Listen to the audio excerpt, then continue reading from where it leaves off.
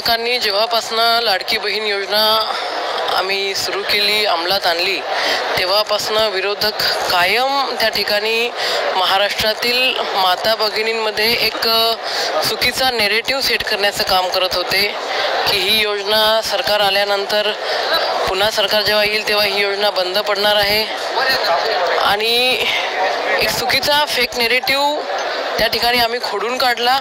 तो खोडून काढण्यासाठी देवाभाऊ असतील किंवा एकनाथरावजी शिंदे साहेब असतील, अजितदादा असतील, यांनी अतिशय चांगल्या पद्धतीने काम केलं। संपूर्ण महाराष्ट्र त्या ठिकाणी पिंजून काढला आणि आपण बघतोय की याच महाराष्ट्रातल्या लाडक्या बहिणींच्या आशीर्वादाने आम्ही त्या ठिकाणी पुन्हा आलो।